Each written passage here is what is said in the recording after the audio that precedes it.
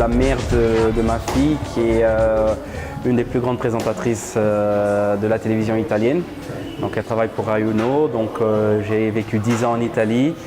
Et en étant avec cette personne, bien sûr, bon, j'ai été pendant 10 ans dans le feu de tous les journaux, de tout le gossip, de tout ce qui pouvait se passer, on va dire, au niveau star.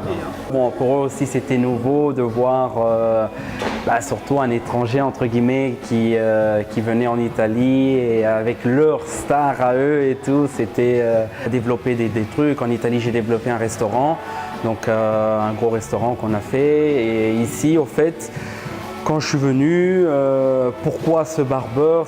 C'était vraiment occasionnellement par rapport à mon coiffeur. C'est mon cousin qui m'a dit, je dis, tu vas te faire coiffer où? Il dit, bien, je t'amène, il y a un coiffeur près de la gare du Midi, on va aller voir là-bas. Donc je vais chez le coiffeur, je me coiffe.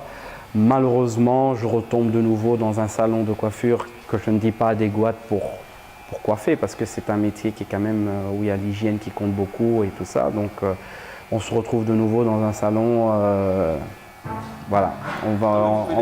Ouais, non, moi je dis, voilà, qui est hygiéniquement zéro, pas propre, voilà, vite fait pour essayer de gagner de l'argent, entre guillemets, voilà. J'ai fait un business plan, j'ai regardé.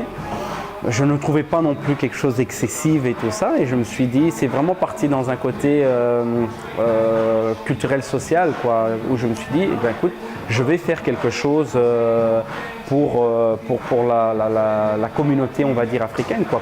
Si tu fais un salon, s'il te plaît, ne le fais pas à Matongué. Donc moi je me disais, mais pourquoi? Bon, parce que c'est vrai que la première chose que tu penses, tu dis on va aller là-bas parce que tout le monde pense coiffure, va directement là-bas.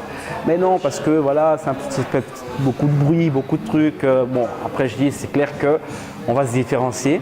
Il y aura les gens qui aiment aller là-bas et qui vont continuer à aller là-bas, parce que j'espère que ça continue aussi, parce que c'est un truc culte, on va dire, aussi de là-bas. Je n'ai pas pensé aux États-Unis, j'ai vraiment pensé à un style de dire barber, comment moi je le voyais.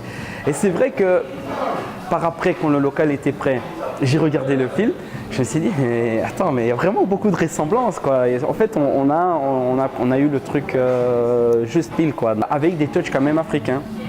Donc on a voulu donner des touches africains et tout ça, parce que voilà, il y a des photos des artistes du Congo, il y a des artistes noirs afro-américains.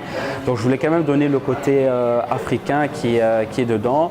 Mais après, c'est un salon qui est ouvert à tout le monde. On coiffe les Européens, on coiffe les Africains, donc on coiffe tout le monde. Mais c'est vrai que le barbeur est fait pour la communauté africaine. Mais tout le monde est bienvenu. Et trop vite parce qu'ils veulent avoir plein de clients, ils veulent avoir plein de monde et tout ça. Donc c'était, ouais, viens, on te coupe très vite et tout ça pour déjà penser à l'autre client. Donc il n'y avait pas le service qui suivait et tout ça.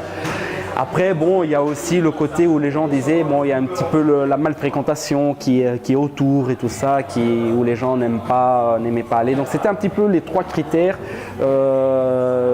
qui m'ont aussi dit, bon, la différence que je vais apporter ici du salon. Oui, je suis né à Kinshasa, j'ai vécu jusqu'à mes 12 ans à Kinshasa, au Congo, de retourner investir à Kinshasa, pourquoi pas. Moi, l'idée, après une fois qu'ici, ça soit, on va dire, bien lancé, que le salon soit bien lancé.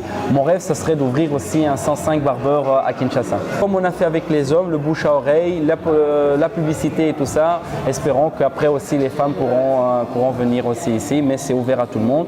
Le mercredi, c'est vraiment une belle journée pour les enfants parce qu'ils n'ont pas l'école l'après-midi, donc on a beaucoup d'enfants qui viennent le mercredi après-midi.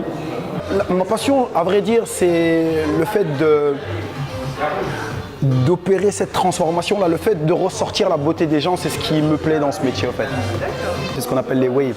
C'est un peu style, je veux dire, à l'américaine, et avec l'aide d'une brosse et un wave cup.